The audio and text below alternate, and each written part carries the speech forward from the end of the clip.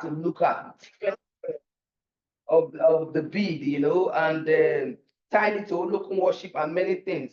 So we are glad to have you, Prof, in our panel. This is our fourth panel, and we are extremely happy to hear from you. Thank you, sir. So you have 15 minutes. 15 minutes. I wanted to find out, don't you have slides? Yes. Thank you very much, Iziengbe. I'm very glad to participate in the panel New Directions in Benin Studies. And as you have mentioned, beads have been a topic of my research for some years now. And of course, I'm very grateful for the support you lent me, Iziengbe, 2 years ago during my field work. I would also like to remember Osai Sonore Khator, whom I had the opportunity to meet, and Isoken Erhok by Domawen and Peter Oderinde, my friends and colleagues. So I'm really happy to be here and to be able to share my research. And first of all, I would now like to share my screen, and I'm trying to do this. So let me know if this works properly. It works. We are with you. Okay, do you see my screen? Yeah, perfectly well. Okay, wonderful.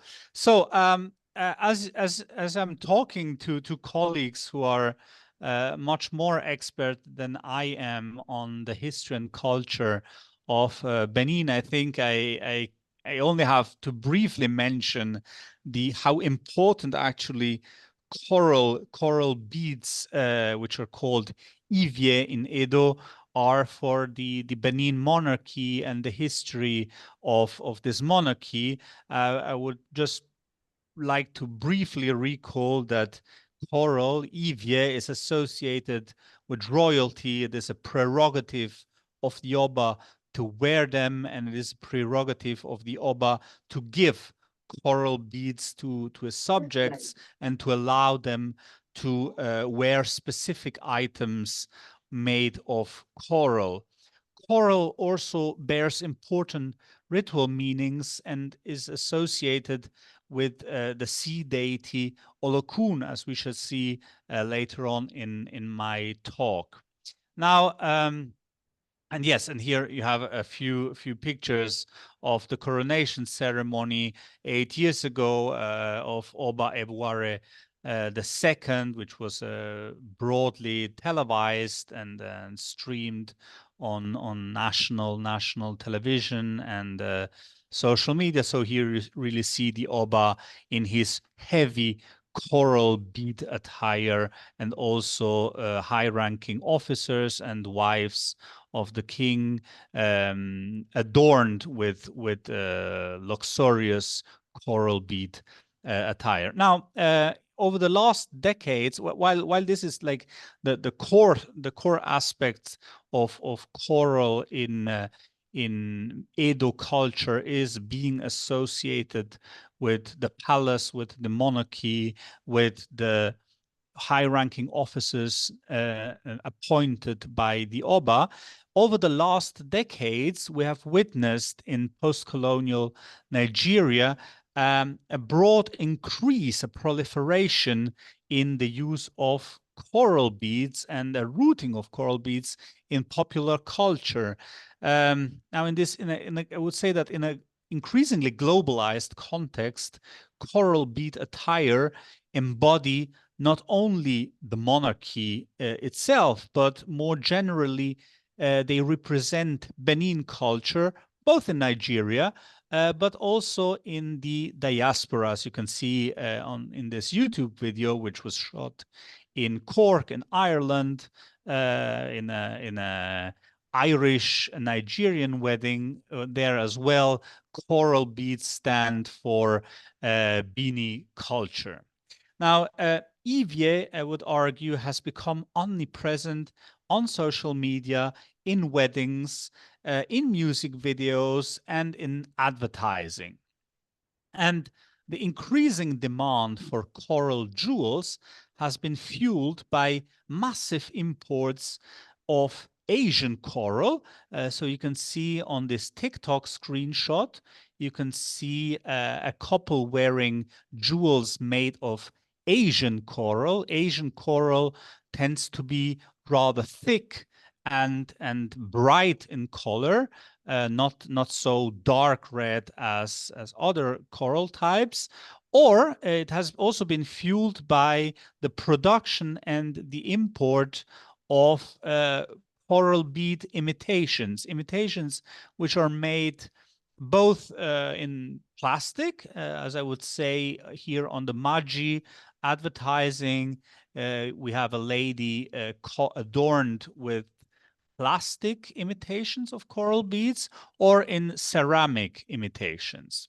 And both the Asian coral and the plastic and ceramic imitations mainly come from China. So these are one of the several commodities which over the last 10, 20 years, the Chinese commodities which are flooding Nigerian markets. Now, in the past, however, coral had been, for many centuries, even for many thousands of years, an exclusive product of the Mediterranean Sea. We're talking about a different type of coral, Corallium rubrum, which is actually an animal. It's an invertebrate animal, which it seems a plant. It looks like a plant, but it's not a plant. It's an invertebrate animal, and the coral is actually the skeleton made of calcium of these invertebrate animals living in the Mediterranean Sea, which here you have an image how it looks when it's in the water living, and here you have a dry skeleton which has been extracted from the sea.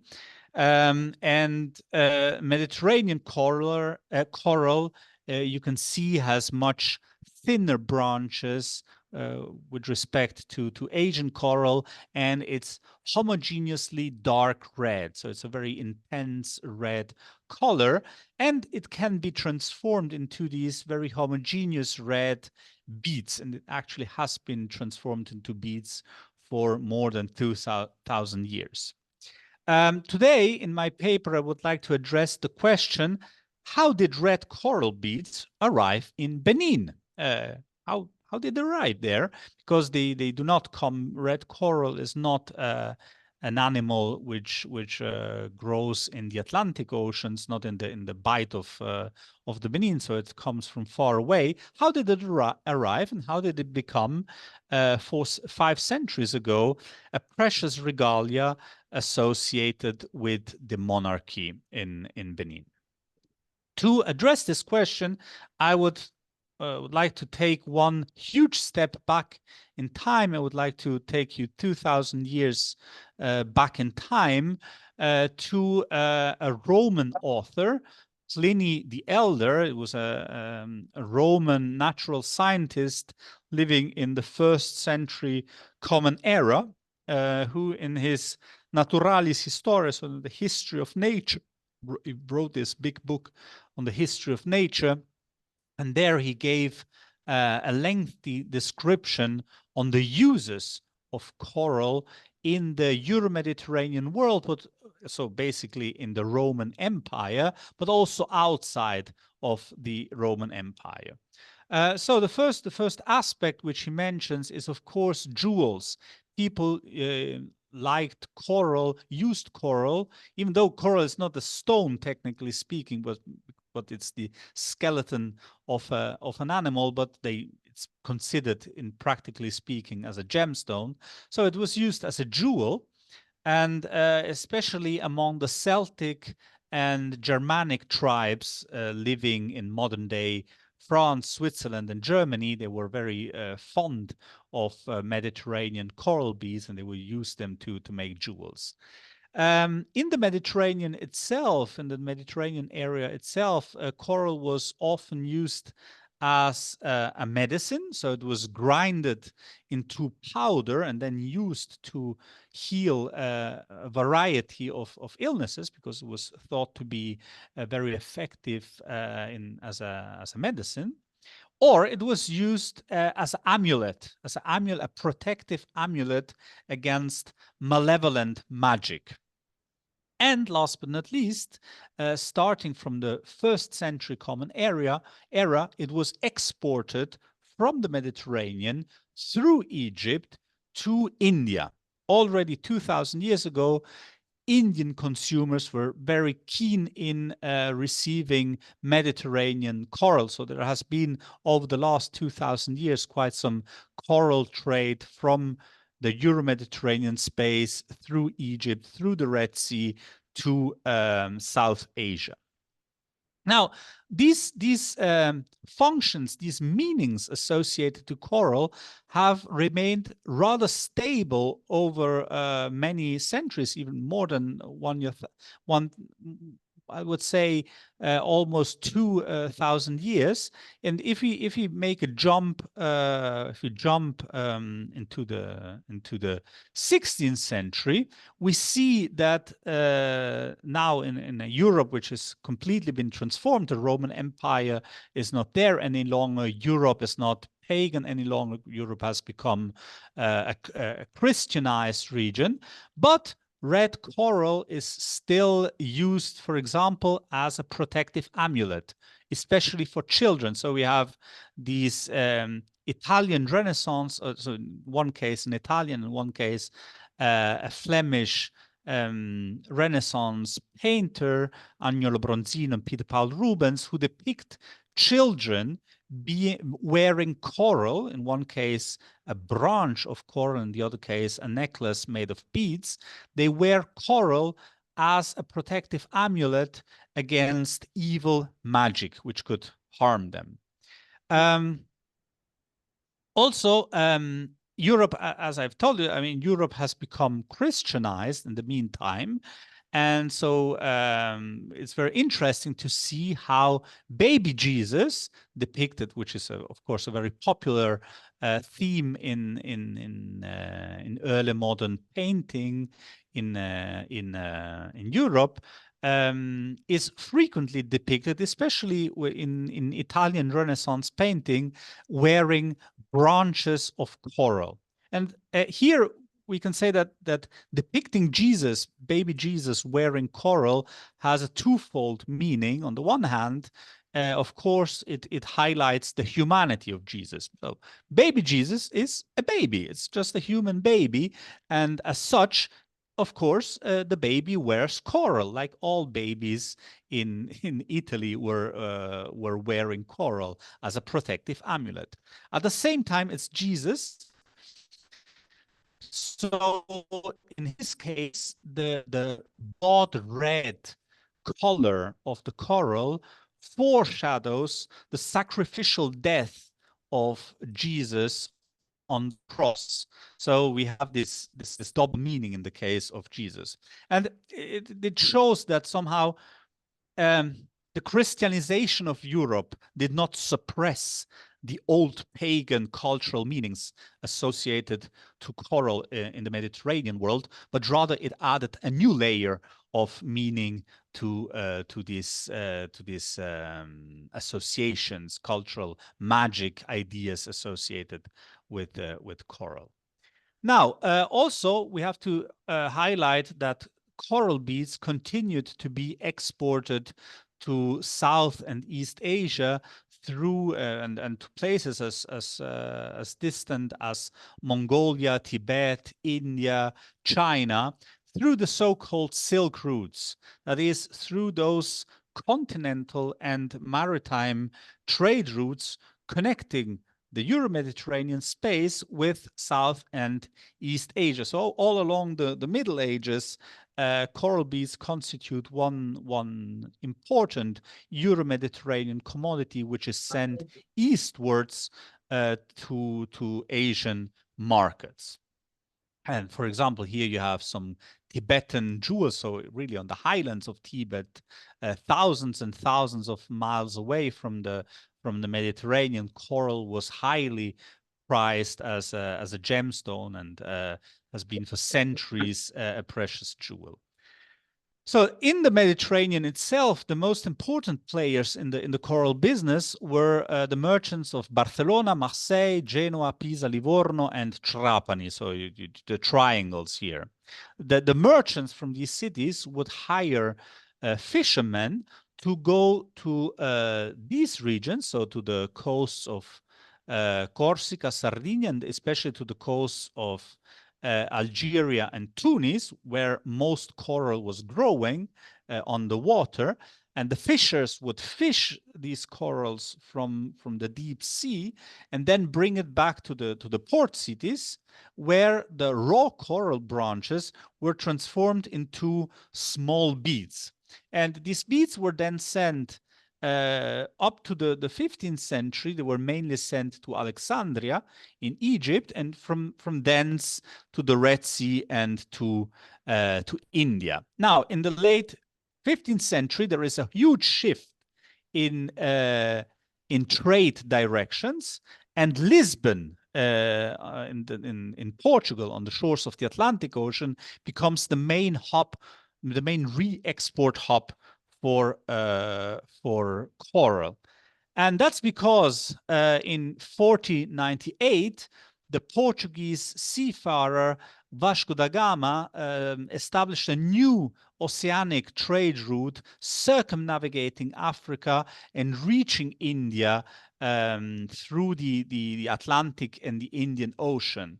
And from that very moment on, the Portuguese used to ship coral beads to India by circumnavigating Africa. And actually, coral beads were one of the commodities which were really which was really successful on Indian markets. Now, I am arguing that the first arrival of coral beads in the Bight of Benin was a byproduct, a historical byproduct of the reorientation of the old Euro-Asian coral trade from the Silk Route to this oceanic maritime trade by the Portuguese. The Benin historian Joseph Egarevba has collected a very interesting tradition, oral tradition on that behalf, which says that actually it was the Oba Evuare the Great, so the first Evuare the Great in the 15th century, who stole Ivie from the underwater palace of Olokun. So according to this mythological tradition, Evuare went underwater and stole, snitched the coral away from Olokun. And this mythological tradition is highly interesting because it gives us two hints. First, that it remembers in a mythological way the fact that coral came from the sea. That is, coral came through maritime trade with the Portuguese. And second, coral arrived in the late 15th century when possibly the reign of Evuare the Great took place. And this, of course, relates very well with historical data which we can extract from written records, because it was indeed in 1472 when the first Portuguese ships began to trade in the western Niger Delta.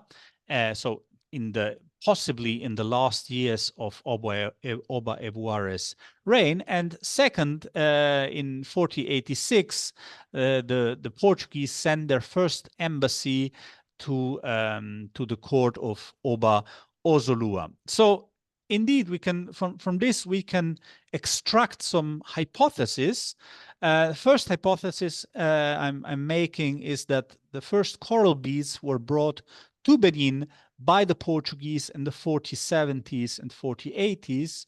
Second, the Portuguese, I'm arguing, had coral on, so the Portuguese ships coming to the Niger Delta, they had coral beads on board because they thought that they would eventually reach India, because they didn't know that actually the African continent goes so far south. So they thought by circumnavigating West Africa, they would then directly reach India. So they had coral on board because they knew that in India, coral was in high demand. So they had this on board, and when they started make trading in the Niger Delta, in Ugoton, for example, they had already these commodities on board.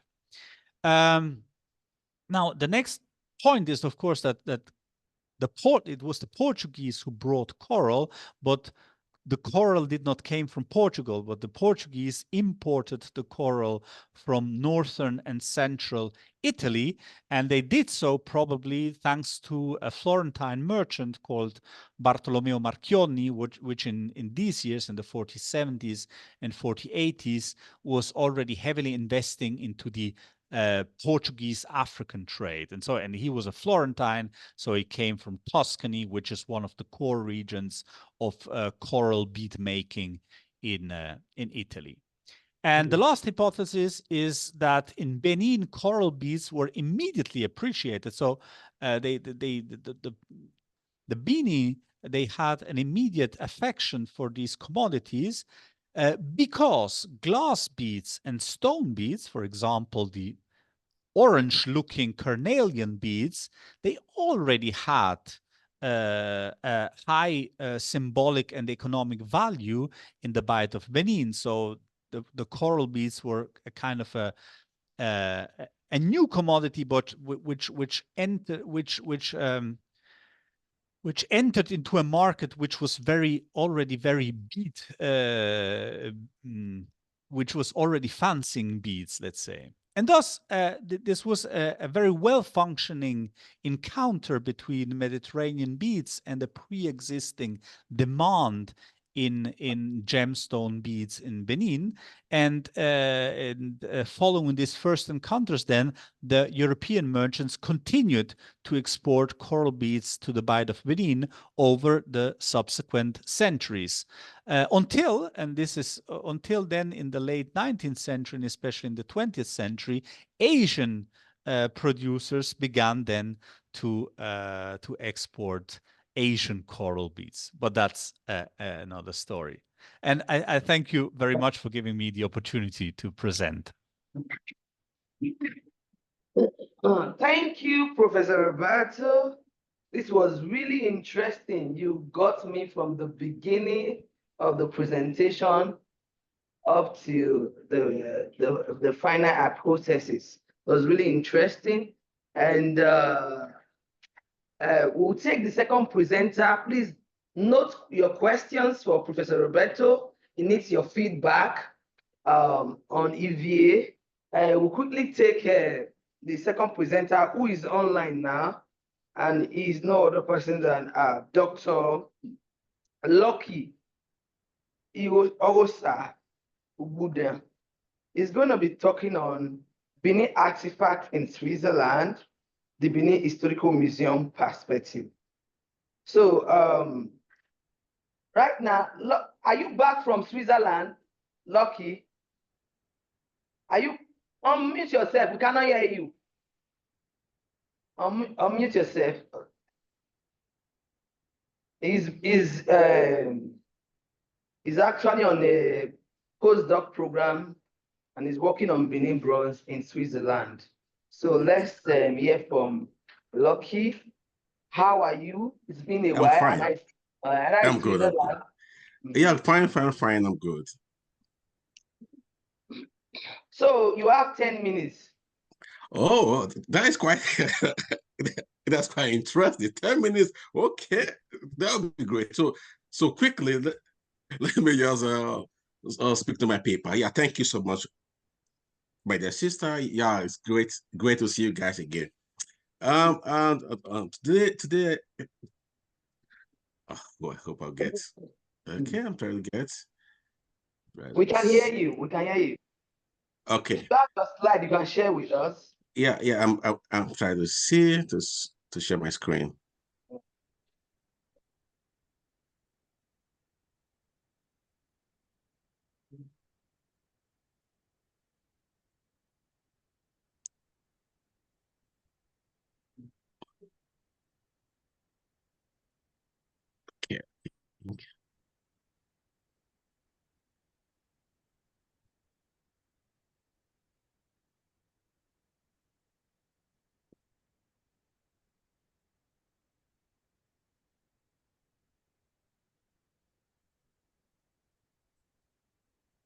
Sorry.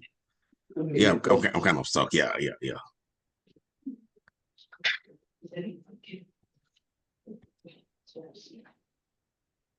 That's very good.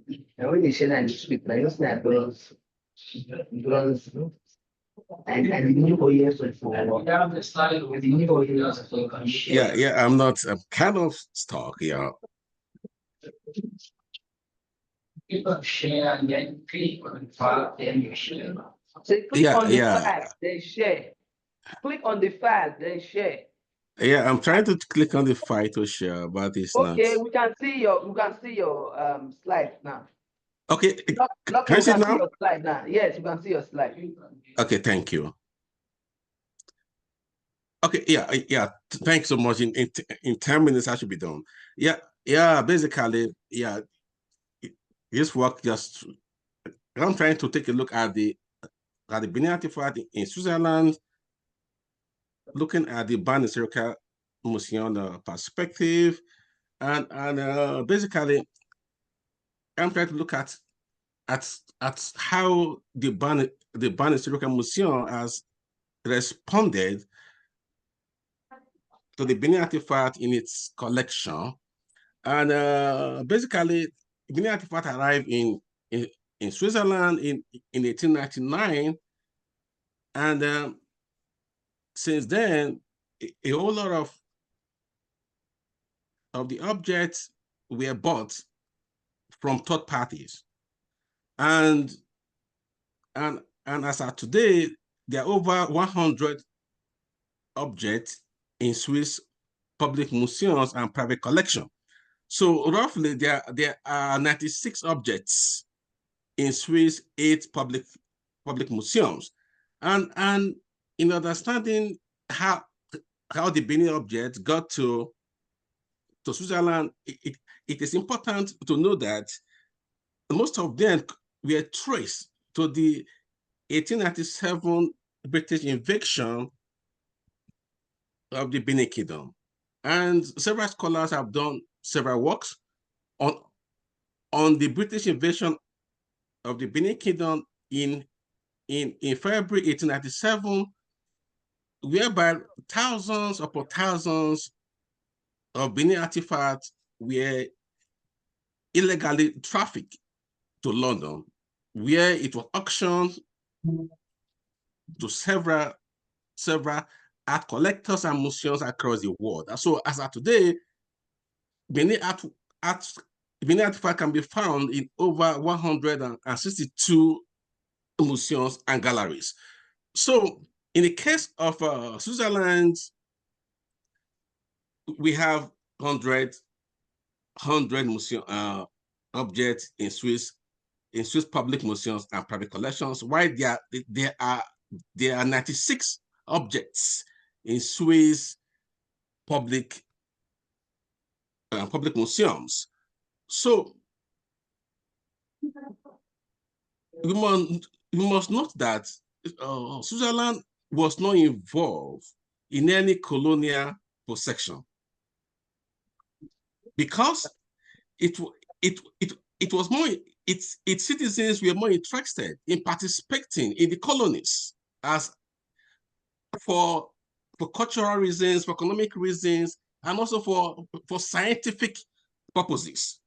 And when then, and that brought a lot of weight, a lot of income, finances, cultural artifacts to Switzerland. So basically, Switzerland as a country, as a nation, was not involved in colonization, but its citizens took part actively in the colonies, either as a scientist, medical doctors, as a missionaries, what have you. And In the case of the Benin Historical Museums, it was established in 1893 as a cultural museums, and then it has over 65,000 cultural objects. And out of these objects, about 10,000 of these objects are from Africa. And so this is the Benin Historical Museums, and it has over 10,000 African objects. However, it has only 3 Benin objects. This is one of the objects from the Benin Kingdom. And Benin Historical Museums participated in the provenance studies between 2001 and 2003. And the 3 objects in the museums were classified into not likely to have been looted. It is instructive to note that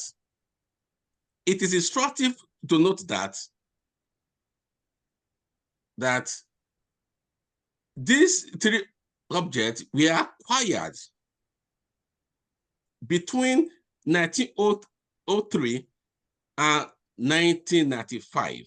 In fact, 2 of the objects were acquired in 1903, while the 3rd object was acquired in 1995. And these objects were described by Professor Riker has been product of inferior, that they were of low quality because they were not part of the masterpiece.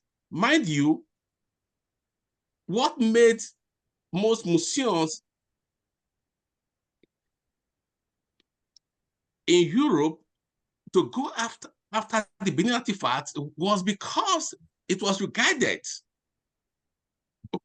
as a masterpiece, because of the high level of the quality and technical know-how that were deployed in producing these objects. Therefore, when in 1903 the 2 objects were bought, and it was seen that it was a theme of pride to most museums at that time to have in their collection a copy of the famous Benin objects. However, the object in Benin Historical Museums was not seen as part of the masterpiece because it was seen as being of low quality, and it was not something that was regarded among art collectors in later years. Why in the early part of the 20th century, it was seen as a very, very significant object, but in later years, compared to other more famous objects of the Benin, it was seen as not important. So what this my paper is trying to say, to argue, is that the Benin Historical Museums, although does not have one of the most famous Benin masterpiece, however, these objects represent the culture, the history of the Benin people, and and it was produced to meet a specific purpose. And at the same time, I also argue that the Ban historical museums also have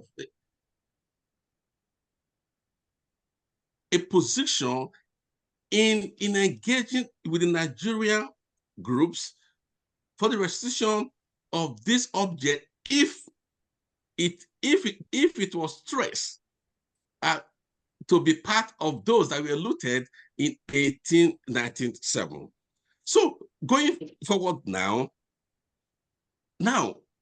what was the report of the provenance study on the Benin artifacts? Now, in the Swiss Benin provenance study, it was classified into 4 categories. And one of the categories says not those that were looted, which were about 60% of this, 54 to 60% of this object comes under those that will have been looted. About 55 of the objects were classified to have been looted. That means when you include both those that were looted and those likely to have been looted, so both the first category and second categories were about 55 of the objects out of the 96 in Swiss public museums.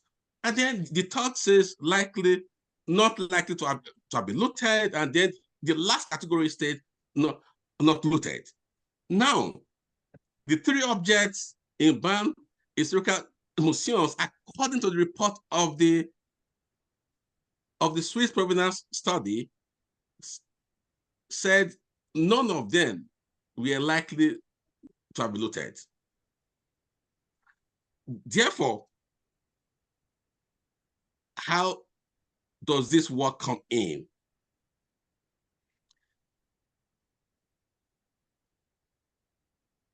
Now, the Ban historical museums are pledged to return all the artwork that to them, if it has any link to the 1897 crisis or the British invasion of Nigeria. However, a recent study by Samuel Bachama and Lockheed Budian showed that two of the objects that were bought in 1903 were likely to have been looted. That's because these objects were most likely not produced in Benin. That is why it does not have the kind of quality that are famous among Benin objects. So we suggested that because before 1897, Benin vassal states across the southeast, the southwest, and the Niger Delta were donating artifacts to the Oba of Benin. And the broadcasters over there does not have the kind of skills that the members of the Benin Guilds had. Therefore, it was not possible for them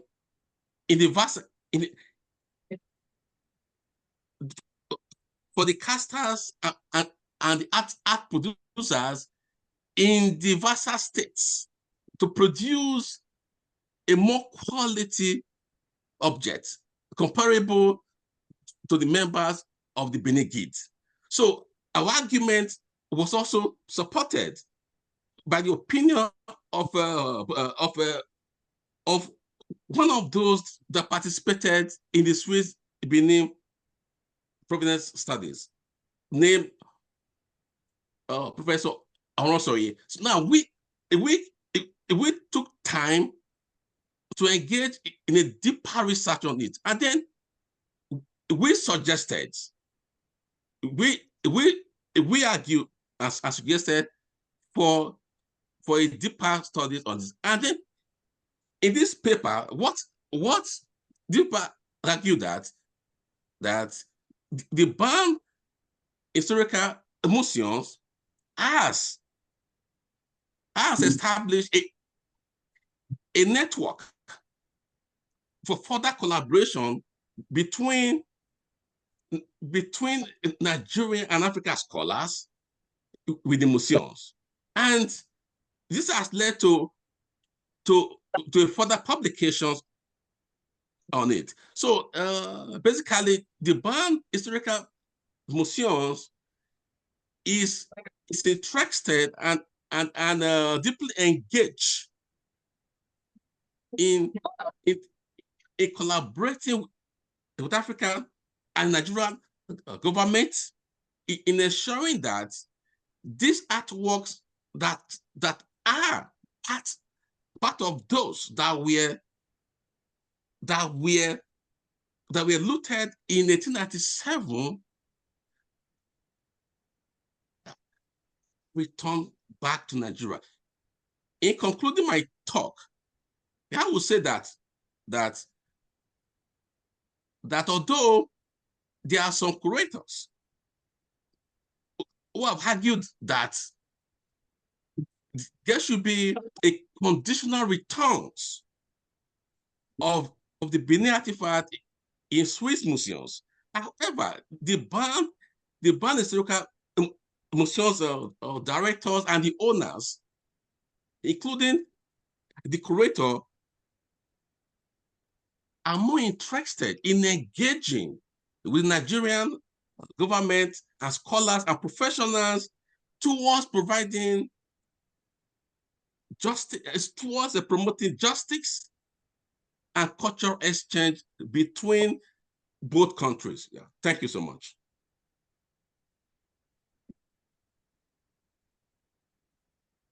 Okay, thank you, presenters. Thank you, Professor Roberto, and thank you, Dr. Ubudiam.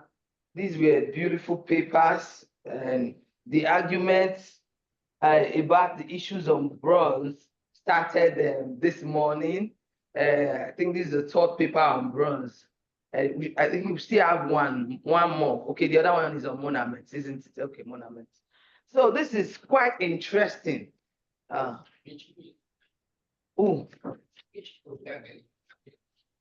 yeah. Okay, she's online.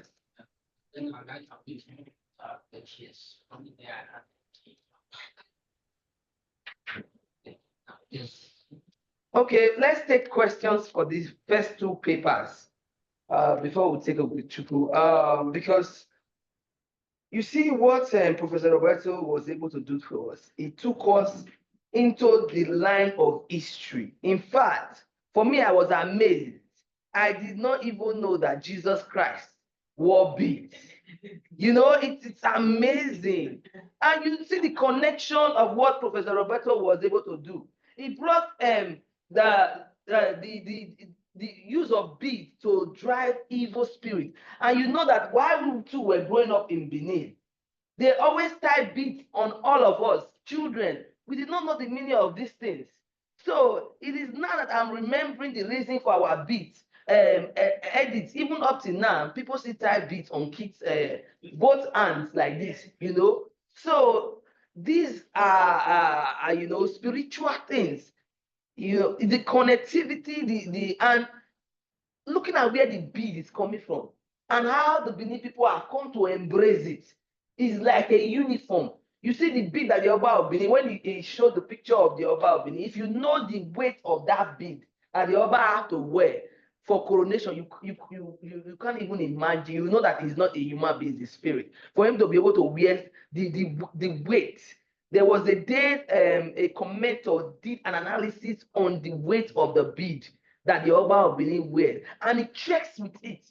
You remember the coronation? He checks for hours with it. So the analysis concluded, the analyzer concluded that it is actually not a mere mortal to be able to do that and all that. So, Roberto, I enjoyed your paper, but I feel that we have one or two questions. You've been waiting for Professor Roberto. Okay, you have one. All right. For who? Okay, Dr. Budian, okay. You can take your questions. So good afternoon, everyone. Speaker, so that they can hear you over there. Come, take this.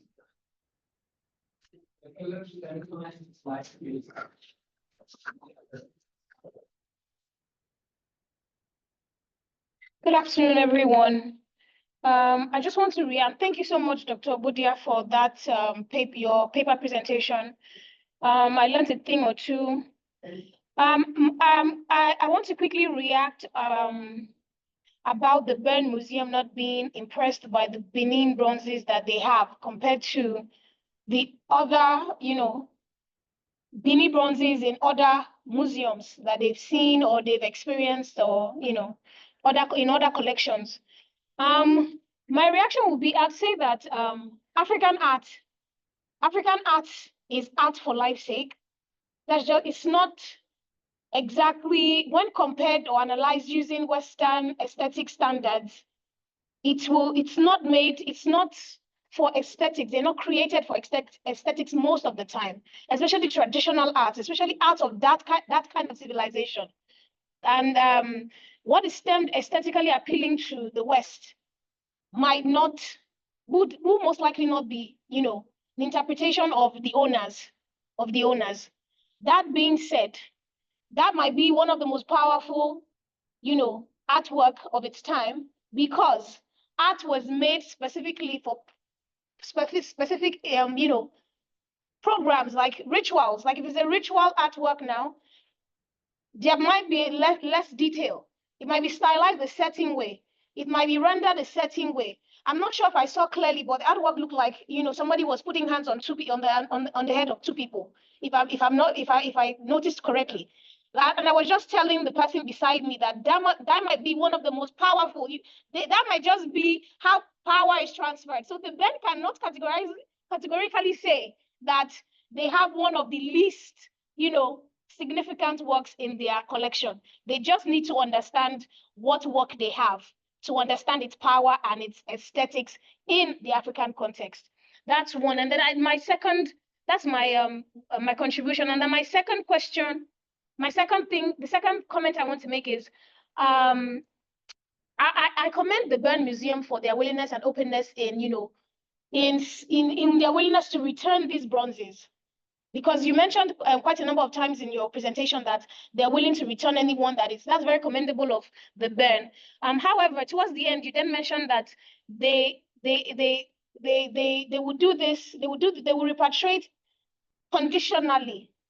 While I understand that the issues of repatriation are complex and that it's actually a work in progress, it's something that is on, I usually cringe when I hear condition, because it seems like they do not, most times the West does not understand the gravity of what we're talking about.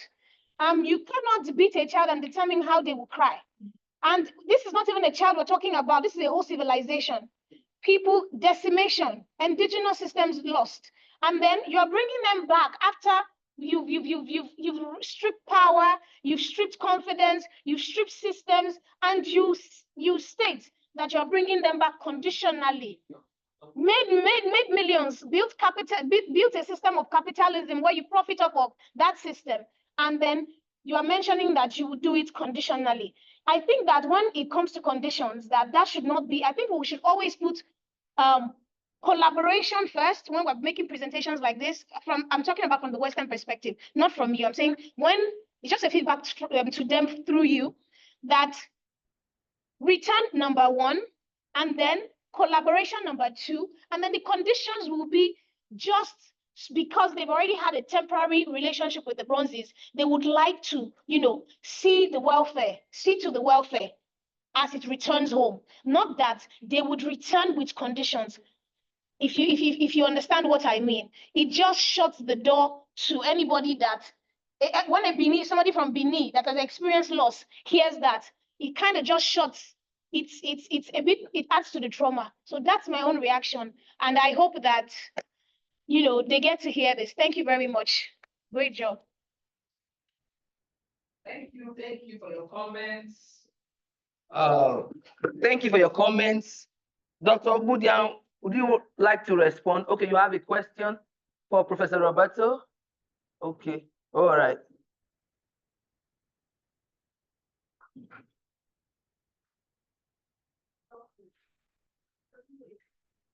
You are muted, though. Just hold on, Dr. Budian. One more question for you.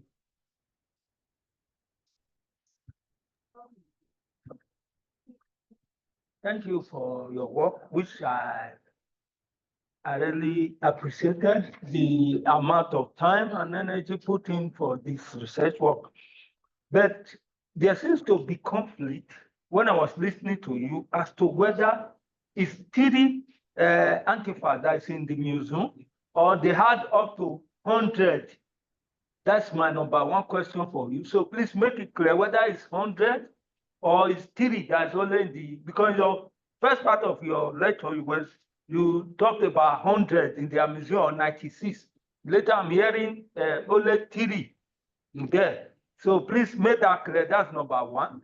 Then number 2, as to the reparations of these Antifas. We, from the 1977 Festac India head, we heard that to some extent, because of the agreement, that there was a kind of replication. Now, I want you to throw light on my skepticisms about as to whether this kind of, as they are beginning to return it little by little to Benin, as to whether there will not be replication again. I'm in doubt of that. Please make clarity on that, because they might trick us again based on that condition that was mentioned. That I'm skeptical about it. I doubt them. So maybe they want to see us again. Thank you, sir. That's interesting. That's Okay. interesting from Mr. Caesar. Okay, quickly respond because we still have one more paper to Yeah. take. Yeah. Thank you so much for your questions. Okay, let me clarify that in Switzerland, in Switzerland, there are eight public museums. Now, in these 8 public museums, there are 96 Benin artifacts across the eight museums. Now, there are 100 Benin objects, both in the 8 public museums and private collections. There are 100. That means out of the 100, 96 are in public museums, while 4 for now are in private collections. That means individual collections. 4, 36 in public museums. And then in the Benin Historical Museum, there are only 3 objects. I think that clarify that. Yeah. Yes. Yeah. Secondly, I think there is there's a bit of confusion somewhere here. Is that the museum, the Benin Historical Museum, is ready to promote cultural justice, and in this context, it is interested in returning any of these objects without any form of condition, unlike in some countries or in some museums, even in Switzerland, Benin Historical Museums is not attaching any condition. According to them, it is Nigeria government that should decide on what will happen to this object, not even them. But let me tell you that as we speak, Nigeria has not made any request for the restriction of these artworks. I spoke with Nigeria ambassador to Switzerland, Ambassador Chijokiani, about 2 weeks ago. So I can say without any form of contradiction that as of today, Nigeria has not made any formal claims. However, there is an informal interaction between It's true. between both That's true. both parties, and also in a way, I'm also involved in engaging with the museums and so on how you could get a more justifiable outcome. So, and at the same time, in terms of the collaboration, most of the museums are interested beyond the Banisoko Museum. They are putting it already. They are putting your stuff already. They are interested in engaging with Nigerian scholars and professionals for exchange. However, issue of funding is a very critical part of any exchange. So when there's no funding, you cannot engage in a more fruitful exchange. So I think for now, funding is a major part. However, if you have a PhD, there are some ways you could apply for funding in Switzerland. So if you are given, or if you are awarded, you could decide to use that platform to collaborate with them. And on the issue of thinking that the museums in the West might be thinking of having a kind of form of a replication of what happened. I think that might not be possible. Yeah, I think that might not be possible, but I think that we have to be honest. We have to be strict. You have to have an unbiased view of it. With that, it could make us have a more fruitful engagement with the museums, and then arrive, so that we can arrive at a more fair conclusion to both parties. Thank you. Thank you, Dr. Wudiam. Thank you for those answers to your questions. Okay, does anybody have? I'm taking one more question, and that's my own question. Do you have a question? No, not for him. I want to take on Professor Roberto. Another person is already online now. In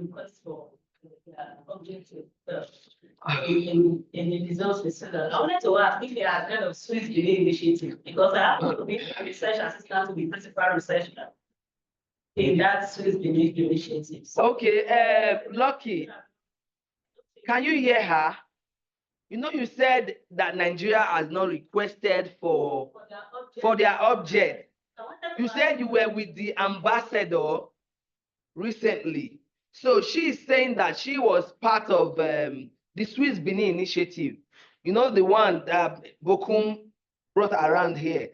And that in those, during that period, she realized that that they've already asked. Yes, that the Nigerian has been requesting for their art. So it's like you are contradicting what she knows before. So she's kind of Hello?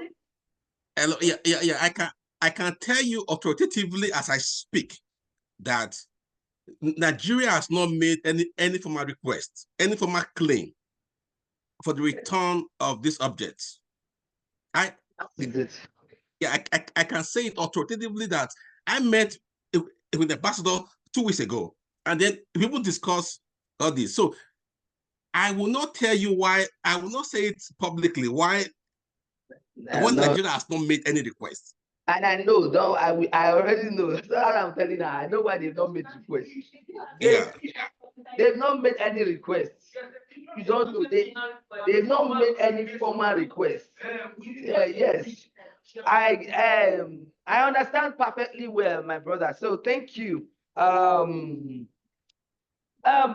Professor Roberto, you said the first arrival of Kora in Benin, you described when it came, and said that there were other kind of beads in Benin already before the first arrival of Cora, and Cora eventually dominated the other beats.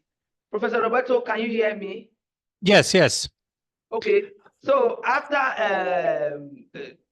the other beats, but you didn't show us any. I didn't see the pictures of all those other beats, and not maybe it's not your focus. You might not show us that. But the bone of contention, that what I'm trying to find out here is that Cora eventually dominated the other beats that were available. Is that what Yes. you're trying to say? Well, yes. I mean, the archaeological data for the whole south of modern day Nigeria shows that beads have been used as elements of royalty, as status markers for centuries before even the Portuguese showed up in the Niger Delta. I mean, there is this wonderful book by Akin Ogundiran about the history of the Yoruba, which has a very strong focus on beads and on their values. So you have the Nok terracottas, which depict actual humans wearing beads. You have all the findings in Igbo Uku, amongst which you have a huge number of, like, I think, 10,000 stone and glass beads. Ile Ife was a big glass bead producing site up to the 14th century. So there was, of course, in the whole region, a strong focus on beads as markers of value, as markers of status.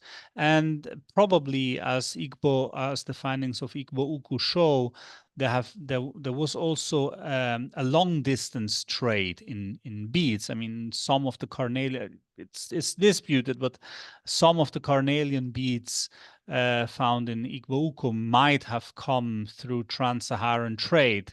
So there was a long-standing, there was already a society in place which was very focused on beads as markers of royalty.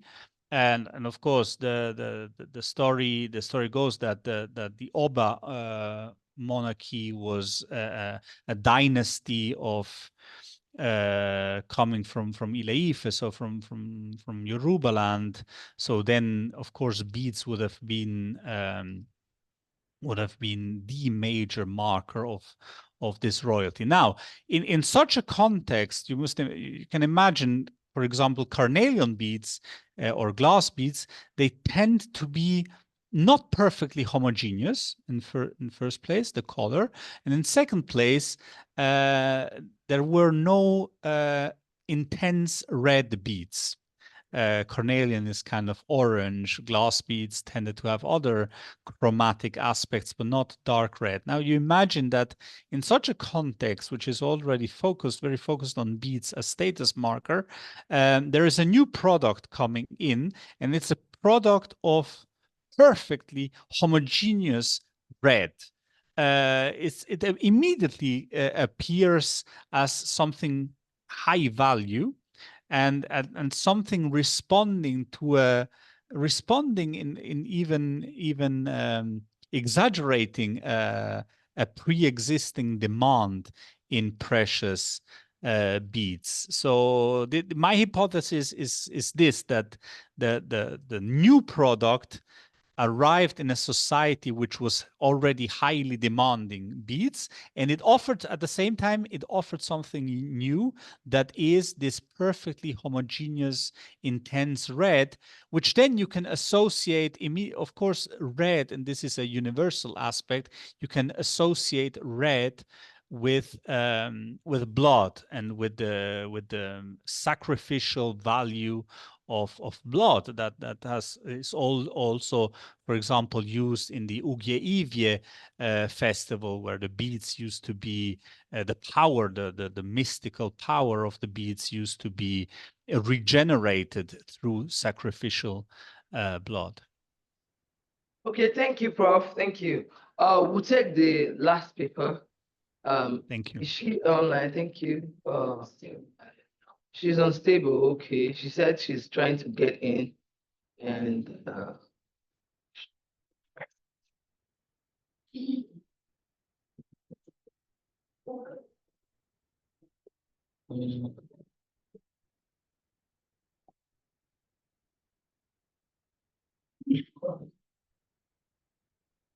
Biageli, can you speak? Obiageli, can you hear us? Unmute yourself and speak. Unmute yourself and speak to us. Unmute yourself and speak if you can hear us.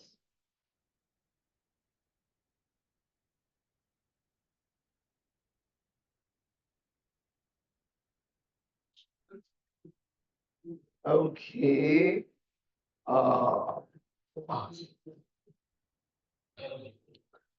They're having some challenges.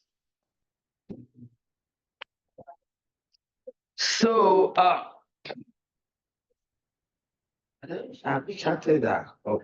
She said the network is giving her problem. That is, this one is Nigerian network.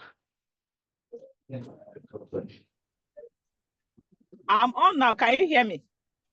Yes, we can hear you now. Okay. Okay. Hello. I can hear you. We can Hello? hear you. We can hear you. Okay. Okay.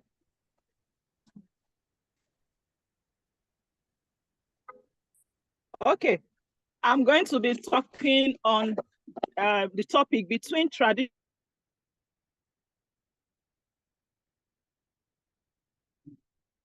Go hard.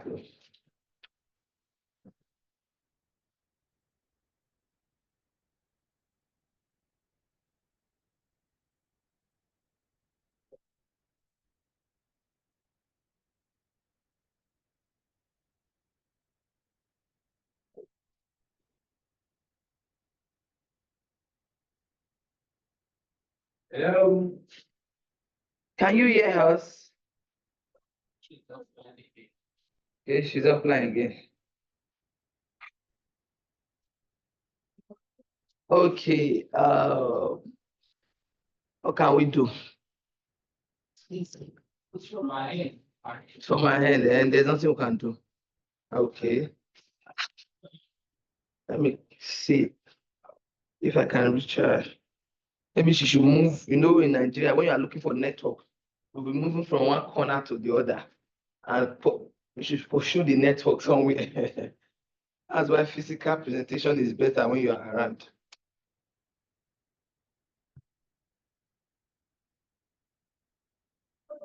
Is she back? She joined us at the digital event of that. Okay, she's rejoining now. We cannot hear you.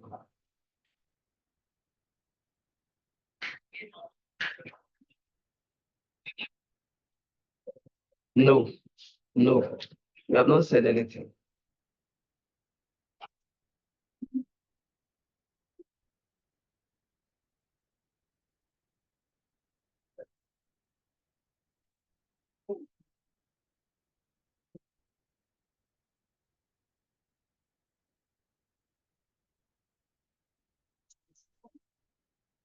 Okay.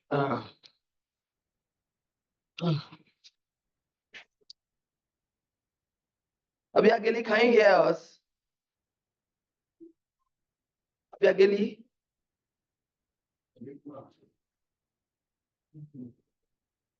We have another panel in the next few minutes.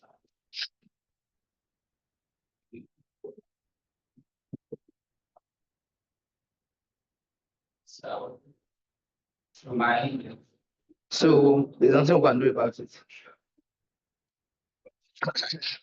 All right. Thank you everyone for coming to listen to the fourth panel on Benin, New Directions of Benin Study. It was really engaging. We had one more paper that we're supposed to listen to, very interesting paper, but quite unfortunate. we are unable to listen to that paper. Huh? Rounding up the section so that they can go. So, Professor Roberto, we are really glad to have you. Dr. Ogbudian, we enjoyed your paper also, and we are really glad to have you. We'll give you more feedback from from the people here. So, and there are some people that want your contact, and we'll get Professor Roberto. You have one of your mentors, one of your mentees here. His name is he's saying hi to you. Did this okay? Somebody that follows you, Ore Oguntimisi. So he's been agitated that he wants to come and listen to you and hear you. So I'm happy you were able to give us a beautiful paper, and we really enjoyed the section. It was deep and interesting, and I actually loved your slide. I think I will go that level this time around. The way you prepare your slide was beautiful. Dr. Budian, thank you everyone for your time. The section is over. We have another section. You can join the audience in the next section. That section is going to be very beautiful. Everybody, I think 4 panelists are here physically, so you can join online. Thank you, Doc. Thank you. Bye. Thank you. Bye-bye. Budian, we did not hear your voice, so raising your hand. Unmute yourself. I did not hear your voice. Yeah, bye. Zedonima. Wakoyo. All right, so enjoy Yeah, Koyo. Switzerland. Yeah, Right, Kotere. Yeah, Koyo. Magwan later. Okay, no problem. Yeah.